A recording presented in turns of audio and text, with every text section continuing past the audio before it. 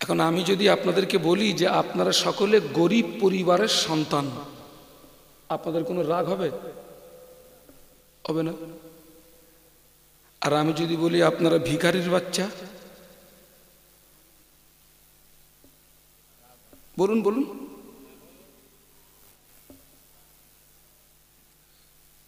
কথা কিন্তু একই কথা, বলো কথা একই কথা। আগেরটা হচ্ছে আপনারা গরিব পরিবারের সন্তান, আর পরেরটা কি বলেছি? আপনারা ভিখারির বাচ্চা। রাগ হবে না? হবে না? তাহলে আমি যদি বিশ্ব নবী সম্পর্কে বা তামাম পয়গম্বর সম্পর্কে যদি এই রকম শব্দ ইউজ করি, আল্লাহর পয়গম্বররা খুশি হবেন না অসন্তুষ্ট হবেন? জোরে বলুন। আর আল্লাহর পয়গম্বররা যদি অসন্তুষ্ট হন কি হবে? দুনিয়াও গেল, আখিরাতও। আর আপনি যদি আল্লাহর নবীকে সম্মান করেন, মহব্বত করেন, ভালোবাসেন, আল্লাহ আপনাকে দুনিয়া আখিরাতে ইজ্জত সম্মান বাড়িয়ে দেবে। ইমাম মালিক রহমাতুল্লাহ আলাইহি মদিনার যেই পৌঁছে গেলেন, মক্কা মদিনার বর্ডারে যখনই পৌঁছেছেন, ইমাম মালিক রহমাতুল্লাহ আলাইহি ঘোড়ার পিঠ থেকে নেমে পড়লেন। পায়ে জুতো নাই, মক্কার জমিনে ঘোড়ার পিঠে উঠেছেন, ঘুরেছেন, মক্কার জমিনে জুতো পায়ে দেননি। মদিনার বর্ডারে যেই এসেছেন, ঘোড়ার পিঠ থেকে নেমে পড়লেন, পায়ে জুতো নাই, খালি পায়ে ঘোড়ার রশিটা ধরে আগিয়ে যাচ্ছে। একটুখানি এই জায়গাটা বুঝতে হবে। মক্কার জমিনে ঘোড়ার পিঠে উঠেছেন, ঘুরেছেন, কিন্তু পায়ে জুতো নেই। কিন্তু মদিনার সীমানায় যেই এসছেন, ঘোড়ার পিঠ থেকে নেমে পড়েছেন, পায়ে জুতো নেই। তার মানে মক্কাতে ঘোড়ার পিঠে উঠেছেন, ঘুরেছেন, কিন্তু মদিনাতে ঘোড়ার পিঠে আর উঠছেন না, খালি পায়ে ঘোড়ার রশিটা ধরে এগিয়ে চলেছেন রসুলের মাজারে আকদাসের দিকে। সাথী সঙ্গীরা বলে, আপনি মক্কা মদিনার জমিনে কেন জুতো পায়ে দিচ্ছেন না? হুজুর, আপনার পায়ের নিচে পড়ে গেল, ঠসা পড়ে গেল, রক্ত বার হয়। হুজুর, আপনি কেন মক্কা মদিনার জমিনে জুতো পায়ে দিচ্ছেন না? ইমাম মালিক বলেছিলেন, ও আমার ভক্ত মুরিদেরা, ও আমার সঙ্গী সাথীরা, এই মক্কা মদিনার জমিনে আমার নবী কত হাঁটাহাঁটি করেছেন, এই মক্কা মদিনার জমিনে আমার নবী কত চলাফেরা করেছেন, আমার নবীর পায়ের নকশা কোথায় লেগে আছে আমি ইমাম মালিক জানি না। আমি যদি জুতো পায়ে দিয়ে হাঁটি, আমার জুতোটা যদি আল্লাহর নবীর নকশে কদমের উপরে পড়ে যায়, নবীর সঙ্গে বেয়াদবি হয়ে যাবে। আমার পা দুটো যদি অকেজ হয়ে যায়, তথাপি আমি মক্কা মদিনার জমিনে জুতো পায়ে দিতে পারবো না। তাও একটু জোরে সুবহানাল্লাহ বলতে পারলেন না? আরো জোরে বলুন। নবীর সম্মানার্থে মক্কা মদিনার জমিনে পায় জুতো দেইনি। আহা, কপাল ফাটা, কপাল ফাটা। এখনো পর্যন্ত নবীকে সম্মানটুকু করতে শিখলে না। কপাল ফাটা, এখনো পর্যন্ত নবীকে সম্মান করতে শিখলে না। তুমি নবী পেলে না, আল্লাহ পেলে না, আখিরাত তোমার শেষ, আখিরাত তোমার অন্ধকার, আখিরাত তোমার বরবাদ, কোনো মূল্য নাই। ভক্ত মুরিদরা বলে, হুজুর, মক্কার জমিনে আপনি ঘোড়ার পিঠে সাওয়ার হয়েছে, মদিনার জমিনে আপনি ঘোড়ার পিঠে কেন ওঠেন না? ইমাম মালিক রহমাতুল্লাহ আলাইহি বলেছিলেন, ও আমার ভক্ত মুরিদেরা, এই মদিনার জমিনে আমার নবীর রওজা মোবারক, এই মদিনার জমিনে আমার নবীর মাজার মুকাদ্দাস, এই মদিনার জমিনে আমার নবীর রওজা মোবারক, এই মদিনার জমিনে আমার নবীর মাজার মুকাদ্দাস। আমি যদি ঘোড়ার পিঠে উঠে মদিনার জমিনে ঘোড়াটাকে ছুটিয়ে দিই, ওই ঘোড়ার পায়ের আঘাতে মদিনার ধুলিবালিগুলো উড়বে, মদিনার ধুলিবালিগুলো উড়বে। ওই ঘোড়ার পায়ের ধুলিবালি একটা ধুলিকণা নবীর মাজার মুকাদ্দাসে যদি পৌঁছে যায়, নবীর সঙ্গে বেয়াদবি হয়ে যাবে, আল্লাহ নারাজ হয়ে যাবে, আল্লাহ অসন্তুষ্ট হয়ে যাবে, নবী নারাজ হবেন, নবী অসন্তুষ্ট হবেন। এই জন্য আমি মদিনার জমিনে ঘোড়ার পিঠে উঠি নাই। একটু সুবহানাল্লাহ বলুন।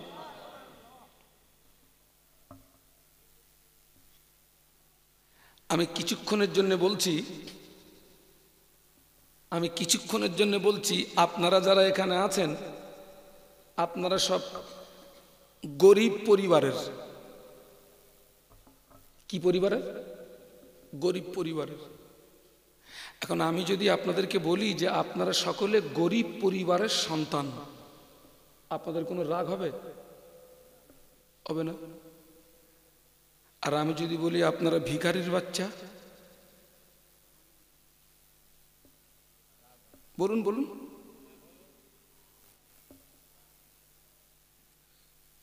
কথা কিন্তু একই কথা, বলো কথা একই কথা। আগেরটা হচ্ছে আপনারা গরিব পরিবারের সন্তান, আর পরেরটা কি বলেছি? আপনারা ভিখারির বাচ্চা। রাগ হবে না? হবে না? তাহলে আমি যদি বিশ্ব নবী সম্পর্কে বা তামাম পয়গম্বর সম্পর্কে যদি এই রকম শব্দ ইউজ করি, আল্লাহর পয়গম্বররা খুশি হবেন না অসন্তুষ্ট হবেন? জোরে বলুন। আর আল্লাহর পয়গম্বররা যদি অসন্তুষ্ট হন, কি হবে? দুনিয়াও গেল, আখিরাতও।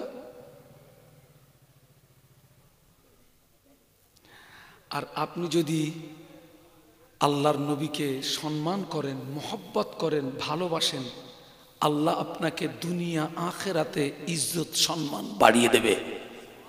সুবহানাল্লাহ বলল। ভাইরে, এই 24-25 আমার মাদ্রাসার ইসালে সব হয়ে গেল, 24-25 মাঘ। তো এই যে মাওলানা জোনায়েদ হোসেন সাহেব এখানে ইসালে সব দিচ্ছেন, এই জায়গাটা পানি হলেও খুব একটা অসুবিধা হবে না। কিন্তু আমার ওই জায়গাটা নিচু জায়গা, প্যান্ডেল হয়ে গেছে, উপরে ছাউনি হয়ে গেছে, কিন্তু এই সাইটের পানি ঢুকে জায়গাটা, কিন্তু আমার মেহমানরা আসবে, কষ্ট পাবে। তো আমি কি করলাম, মাথায় করে নিজে বালি বললাম, বালি ঝুড়ি মাথায় করে নিয়ে ওই ফেলে ফেলে ফেলে ফেলে জায়গাটা সংস্কার করলাম। এখন কেউ যদি আমাকে বলে, হুজুর আপনি এই কাজটা করছেন, আপনাকে ঠিক মানাচ্ছে না, আপনি এই কাজ করবেন কেন? এইবার যদি আমারে কেউ বলে, তুই তো মুটি, রাগ হবে না? হবে না?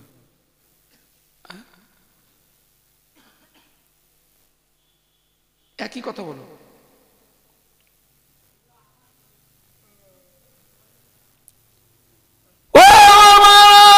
ইমাম মালিক রহমাতুল্লাহ আলাইহি আল্লাহ নবীকে ইজ্জত করেছেন, আল্লাহ নবীকে সম্মান করেছেন, আল্লাহ নবীকে তাজিম করেছেন। আল্লাহ পাক ইমাম মালিক রহমাতুল্লাহ আলাইহির ইজ্জত কত বাড়িয়ে দিচ্ছে দেখুন, ইজ্জত কত, সম্মান কত বাড়িয়ে দিচ্ছে দেখুন। ইমাম মালিক রহমাতুল্লাহ আলাইহির ইন্তেকালের পরে হুজুরের লাশ গোসল দেওয়া হলো, কাপড়ের কাপড় পরানো হলো, জানাজা নামাজ হবে, ময়দানে আনা হলো, খালি আকাশের নিচে ইমাম মালিক রহমাতুল্লাহ আলাইহির লাশ রাখা। আচ্ছা ভাই, সূর্যের যখন প্রচন্ড তাপ বাড়ে দুপুরের বেলা, আমরা যদি খালি আকাশের নিচে দাঁড়াই আমাদের কষ্ট হবে না হবে না? বলুন বলুন, হবে তো? ইমানদাররা জীবিত অবস্থায় যে যে কারণে কষ্ট পায়, ইমানদাররা ইন্তেকালের পরেও সেই কারণে বলুন কষ্ট পায়। খালি আকাশের নিচে ইমাম মালিক রহমাতুল্লাহ আলাইহির লাশ আনা হলো। সূর্যের তাপে ইমাম মালিকের কষ্ট হতে পারে, ইমাম মালিক রহমাতুল্লাহ আলাইহির কষ্ট হতে পারে। ইমাম মালিক রহমাতুল্লাহ আলাইহি আল্লাহ নবীকে সম্মান করার কারণে দেখতে পাওয়া যায় ঝাঁকে ঝাঁকে পাখি, ঝাঁকে ঝাঁকে পাখি ইমাম মালিক রহমাতুল্লাহ আলাইহির লাশের উপরে তাদের দুটো কোণে ডানা মেলে দিয়ে ছায়া কোণে রেখেছিল। ঝাঁকে ঝাঁকে পাখি ইমাম মালিক রহমাতুল্লাহ আলাইহির লাশের উপরে ডানা মেলে দিয়ে ইমাম মালিক রহমাতুল্লাহ আলাইহির লাশকে কি করে রেখেছে? ছায়া করে রেখেছে। একটু সুবহানাল্লাহ বলুন। ঘুম লেগেছে নাকি? আমি কি বন্ধ করে দেবো? হ্যাঁ, আমার পরে এখনো দুজন হুজুর আছে, নামবো নামাজ করো। ওর যদি শোনার মন মানসিকতা থাকে খোকা, আরো চাঙ্গা হতে হবে। দরুদ শরীফ আল্লাহুম্মা সাল্লি আলা।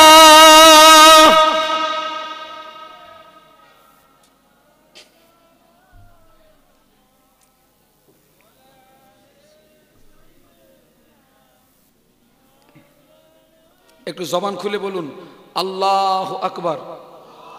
আর একটু জবান খুলে বলুন আল্লাহু আকবার। আর একজন ব্যক্তির কথা শুনুন। কোরআন শরীফের পরের স্থান হলো সহিহ বুখারী শরীফের। কোন কিতাবে? সহিহ বুখারী।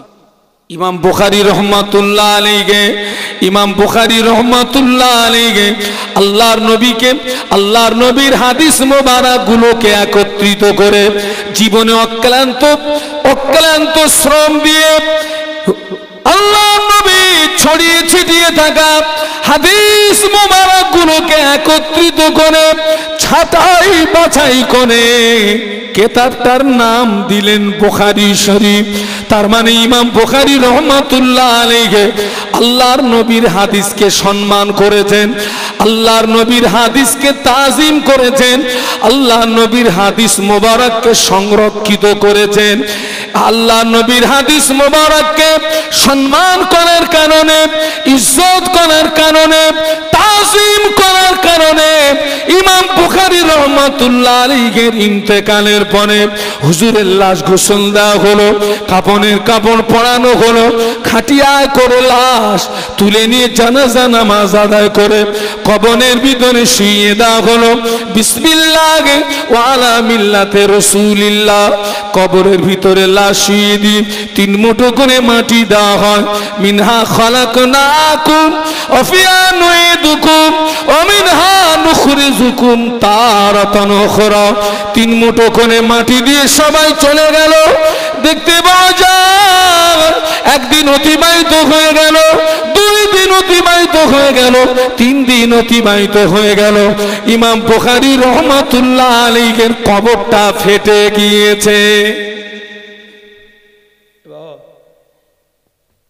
আমার ইন্তেকালের পরে 3 দিন পরে যদি কবর ফাটে, আর মনে কর খোকা আমার কবর দিচ্ছিস তোরা সুলতানপুরি, আমার কবরের আশেপাশে যে কটা বাড়ি, ও কটা বাড়ি থাকবে না পালাবে?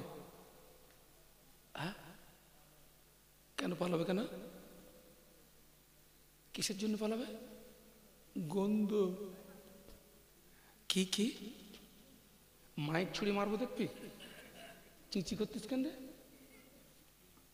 কিসের জন্য পালাবে? গন্ধ।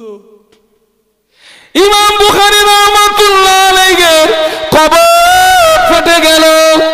3 দিন পরে হুজুরের কবরটা ফেটে গেল।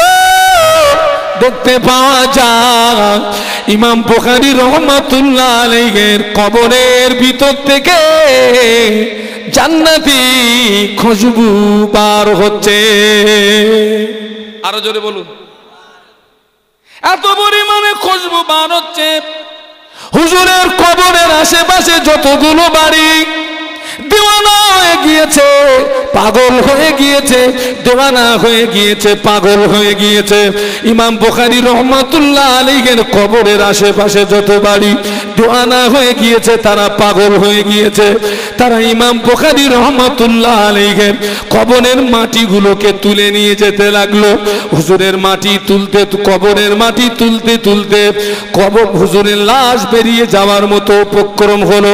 কিছু সংখ্যক মানুষ হুজুরের কবরটাকে সংরক্ষিত করলেন। কেতাবে লেখা ইমাম বুখারী রাহমাতুল্লাহ আলাইহি আল্লাহ নবীর হাদিস মোবারককে সম্মান করার কারণে আল্লাহ পাক ইমাম বুখারী রাহমাতুল্লাহ আলাইহির উপরে খুশি হয়ে আল্লাহ পাক ইমাম বুখারী রাহমাতুল্লাহ আলাইহির কবরটাকে জান্নাতের নূর দিয়ে গুলজার করে দিয়েছে।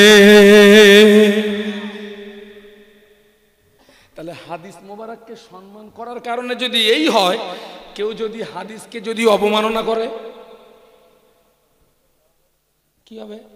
সুগন্ধি না গন্ধ? এই জোরে বলো না, কি বেরোবে? ও ছেলেরা শুনে রাখো, বনি ইসরাইল গোত্রের একজন ব্যক্তি আল্লাহ পাক তাকে 200 বছর হায়াত দিয়েছিলেন। কতদিন?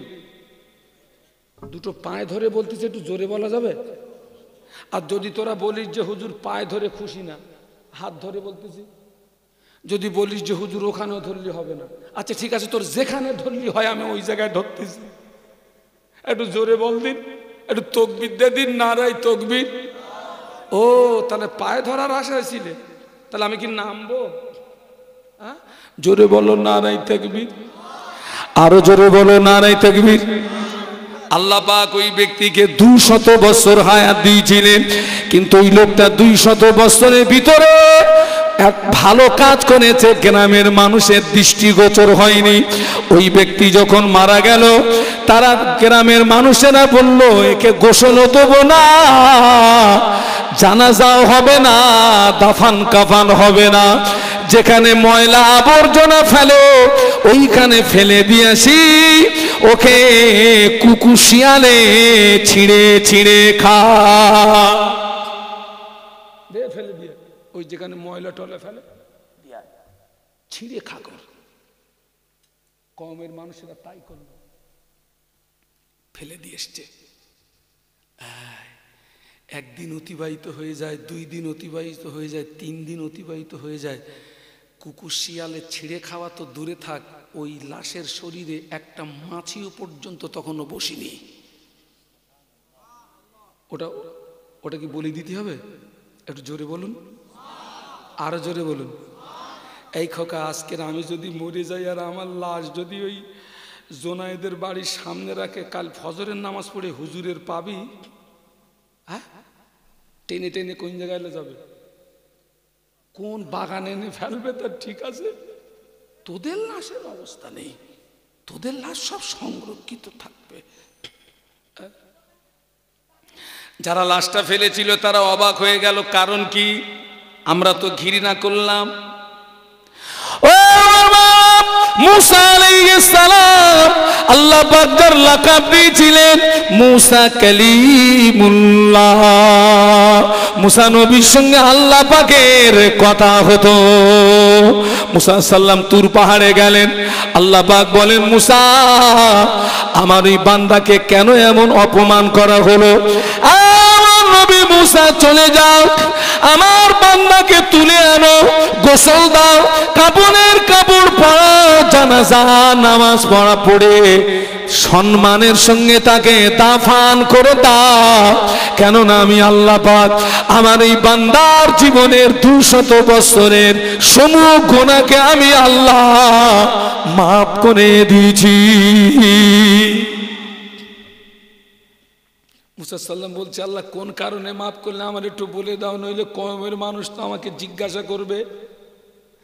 আল্লাহ বলে, মুসা আমি তোমার উপরে তৌরাত নাজিল করেছি, আমার ওই বান্দা প্রতিনিয়ত তৌরাত কিতাব পড়তো, তৌরাত কিতাব পড়তো। আয় মুসা, ওই তৌরাতের ভিতরে আমি আল্লাহ পাক আমার আখির জামানার নবীর পরিচয়টা রেখেছি। আমার ওই বান্দা 1 তারিখে তৌরাত কিতাব পড়তে পড়তে আমার আখির জামানার নবীর নাম যেই দেখতে পেয়েছে, আমার বান্দা থাকতে পারে না, আমার বান্দা থাকতে পারে না। আমার বান্দা আমার হাবিবের নামের উপরে একবার মোহাব্বতের চুমা দিয়েছে, ইজ্জতের চুমা দিয়েছে, তাজিমের চুমা দিয়েছে। আর নবী মুসা আমি আল্লাহ পাক আমার নবীর নামের উপরে ইজ্জতের চুমা দেওয়ার কারণে, ভালোবাসার চুমা দেওয়ার কারণে, তাজিমের চুমা দেওয়ার কারণে আমি আল্লাহ পাক আমার নবীর খাতিরে ওর জীবনের সমূহ গুনাহ মাফ করে দিয়েছি।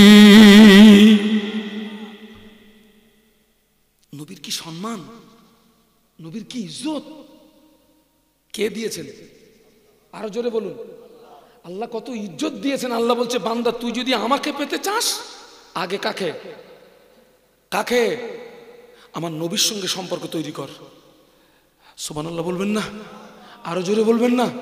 আজকের কষ্টে বুক ফেটে যায়, দুঃখে বুক ফেটে যায়, আমরা স্টেজে এমন এমন কিছু ভাষা ইউজ করি, দুঃখ আফসোস। আমি দোয়া করি আল্লাহ পাক হেদায়েত নসিব করুন, বলুন আল্লাহুম্মা আমিন। আল্লাহ এদেরকে হেদায়েত নসিব করুন, বলুন আল্লাহুম্মা আমিন। আল্লাহ এদেরকে হেদায়েত নসিব করুন, বলুন আল্লাহুম্মা আমিন। এমন এমন কথা বলছি, আহা আহা। মুসা আলাইহিস সালাম, ঈসা আলাইহিস সালাম, নূহ আলাইহিস সালাম, দাউদ আলাইহিস সালাম, জাকারিয়া আলাইহিস সালাম, ও আমার বাপ, যত পয়গম্বরের নাম বলেছি, আল্লাহ যে কাজে খুশি মুসা আলাইহিস সালাম ওই কাজে খুশি, আল্লাহ যে কাজে খুশি ঈসা আলাইহিস সালাম ওই কাজে খুশি, আল্লাহ যে কাজে খুশি দাউদ আলাইহিস সালাম ওই কাজে খুশি, আল্লাহ যে কাজে খুশি নূহ আলাইহিস সালাম ওই কাজে খুশি, আল্লাহ যে কাজে খুশি ইব্রাহিম খলিলুল্লাহ ওই কাজে খুশি। আমাদের নবীর সম্মান এত বেশি, আমাদের নবী যে কাজে খুশি, আমাদের নবী যে কাজে রাজি, স্বয়ং আল্লাহ ওই কাজে খুশি। যদি বলতে পারলেন না, আমাদের নবী যে কাজে খুশি, কে খুশি? আল্লাহ খুশি। কি সম্মান কে দিয়েছেন বলুন? আল্লাহ নবীকে সম্মান দিয়েছেন, বান্দা নবীকে বলুন।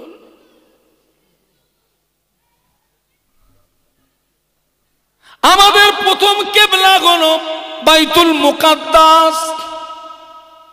কোনটা? প্রথম কিবলা হলো বাইতুল মুকাদ্দাস, যেটা এখন ইহুদিদের দখলে। আল্লাহ নবী 16 থেকে 17 মাস বাইতুল মুকাদ্দাসের দিকে ফিরে নামাজ পড়েছিলেন, বাইতুল মুকাদ্দাসের দিকে ফিরে নামাজ পড়েছিলেন। মদিনা শরীফে একটি মসজিদ আছে, ওই মসজিদটার নাম হলো মসজিদে কিবলাতাইন। কি নাম বলেছি?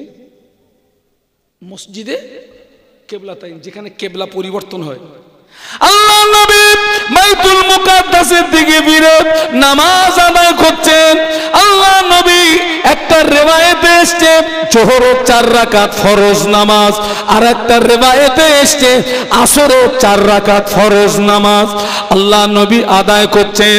আল্লাহ নবী বাইতুল মুকাদ্দাসের দিকে ফিরে নামাজ আদায় করছেন ঠিকই, কিন্তু আল্লাহ নবী নামাজের ভিতরে বারে বারে আল্লাহ পাকের আসমানের দিকে ফিরে ফিরে চায় আর নবীর মনে মনে হচ্ছে আল্লাহ পাক বাইতুল মুকাদ্দাসটা আমার জন্য কিবলা না হয়ে বাইতুল মুকাদ্দাসটা আমার জন্য কিবলা না বাইতুল্লাহ কাবা শরীফটা যদি আমার জন্য কিবলা হতো আমি খুশি হতাম, আমি সন্তুষ্ট হতাম। নবী যে কাজে রাজি আল্লাহ ওই কাজে রাজি। আমার নবীর অন্তরের খবরটা আমার আল্লাহ জানে না, জানে না। এজন্য বলুন নবীর মনে মনে হচ্ছে আল্লাহ পাক ইন্নাল্লাহ আলিমুম বিজাতিস সুদূর, সদরুন মনে বুক। আর আল্লাহ পাক বান্দার অন্তরের খবর রাখে। আল্লাহ নবীর মনের খবরটা জানতে পেরে আল্লাহ পাক নবী যে কাজে রাজি আল্লাহ ওই কাজে রাজি। আল্লাহ সঙ্গে সঙ্গে জিবরাইলকে দিয়ে কোরআন নাজিল করলেন। কদ নারা তাকাল্লুবা ওয়াজহিকা ফিস সামাই ফালানুওয়াল্লিয়ান্নাকা কিবলাতান তারদাহা ফাওয়াল্লি ওয়াজহাকা শাতরাল মাসজিদিল হারাম। একটু বলুন আল্লাহু আকবার, আর একটু জবান খুলে বলুন আল্লাহু আকবার। আল্লাহ পাক নামাজের ভিতরে কোরআন নাজিল করলেন। ও আমার হাবিবে পিয়ারা, তুমি বাইতুল মুকাদ্দাসের দিকে ফিরে নামাজ পড়ো ঠিকই, কিন্তু তোমার মনটা চাচ্ছে কাবাটা যদি কিবলা হতো তুমি খুশি হতে, তুমি রাজি হতে, তুমি সন্তুষ্ট হতে। ও আমার হাবিবে পিয়ারা, তুমি যে কাজে খুশি আমি আল্লাহ ওই কাজে খুশি। ও আমার হাবিবে পিয়ারা, আমি আল্লাহ পাক আজকের থেকে তোমার জন্য কাবা শরীফটাকে কিবলা বানিয়ে দিলাম। কিতাবে এসেছে আল্লাহ নবী 2 রাকাত নামাজ পড়েছিলেন বাইতুল মুকাদ্দাসের দিকে ফিরে। নামাজের ভিতরে কোরআনের এই আয়াত যখন নাজিল হলো আল্লাহ নবী চেহারাটাকে ঘুরিয়ে 2 রাকাত নামাজ পড়েছিলেন কাবার দিকে ফিরে। নবী যে কাজে খুশি স্বয়ং আল্লাহ ওই কাজে খুশি। সম্মান কে দিয়েছেন? আরো জোরে বলুন।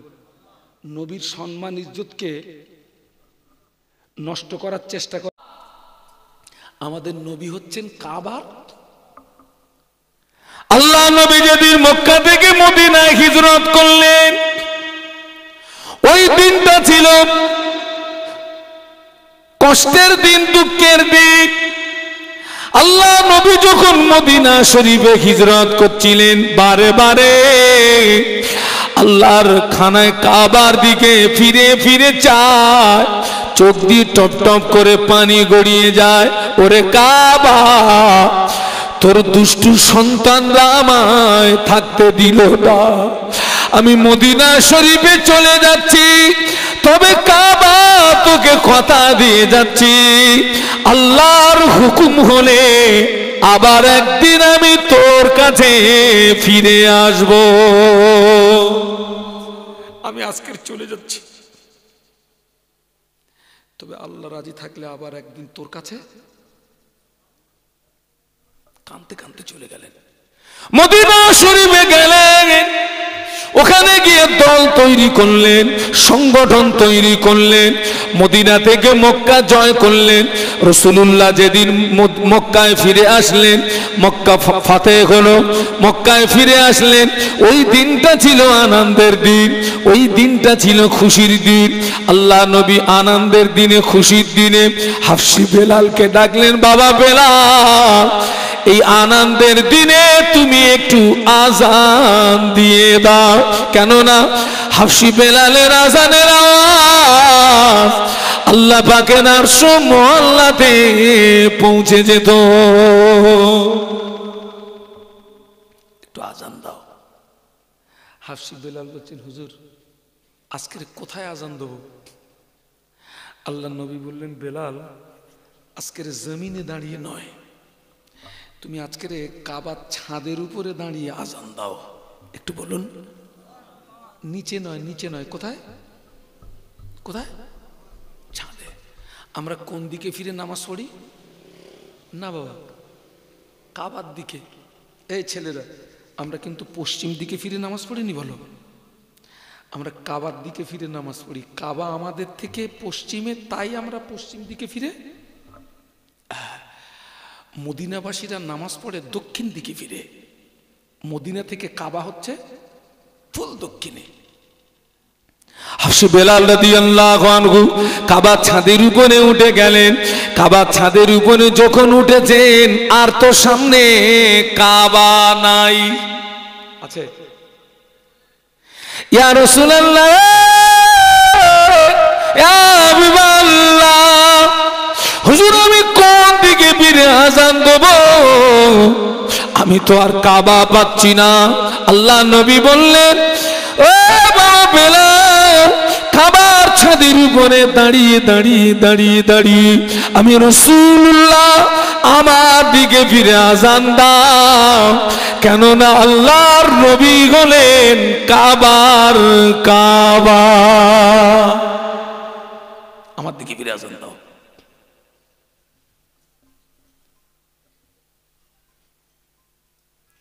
আল্লাহ নবী বললেন, মান যারা কবরি ওয়াজাবাত লাহু শাফাআতি। আল্লাহ নবী বললেন, আমি রাসূলুল্লাহ আমার ইন্তেকালের পরে আমার কবরটা যে জিয়ারত করলো, আমার মাজারটা যে জিয়ারত করলো, আমি আল্লাহ নবী বলছি কিয়ামতের ময়দানে কঠিন মুসিবতের সময়ে ওই ব্যক্তির জন্য সুপারিশ করাটা আমি রাসূলুল্লাহর পক্ষে ওয়াজিব হয়ে গেল। সুবহানাল্লাহ, সুবহানাল্লাহ। যে আমার মাজারটা জিয়ারত করলো, ওর জন্য সুপারিশ করাটা আমার জন্য কি হলো? ওয়াজিব।